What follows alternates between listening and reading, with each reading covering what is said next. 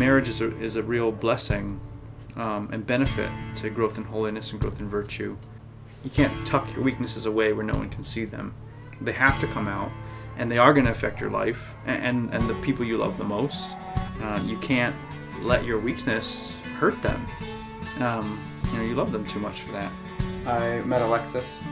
It was at my last semester at Steubenville. It was her first semester at Steubenville when she transferred in. I was interested in her from the start, although she doesn't remember when we first met. Eventually, I had gone to Rome to continue my studies, and she was still back in Steubenville finishing her degree, and we started to write to each other. There's a book here on this table of emails that we wrote back and forth to each other. I guess I started ending all the emails with a prayer. Christ is so central to our relationship that it's hard to... I would not picked him if it weren't that he was so Christ-like. That was the whole attraction in the beginning and now, is that he's very Christ-like, very self-sacrificing. You can play, you just need to be really, really quiet, okay? Yeah, because we're going to be talking about Jesus, okay? Okay?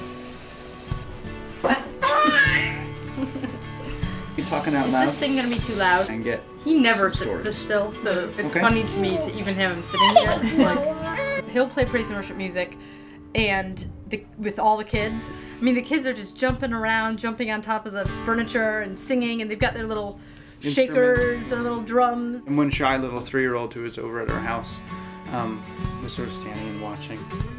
And then when she left, she looked up at me and said, "I really liked all the screaming and yelling." When you're married, you bump up against each other in your broken places. If you've got an area where God wants to heal you, your spouse is going to bump up against you there. So that's one of the beautiful things about marriage that is a huge grace. Your spouse wants all of you, not 90% or 80%. They want all of you, and then it becomes so much clearer when you have children too, because children don't know, degrees and measures and that kind of thing. They want you.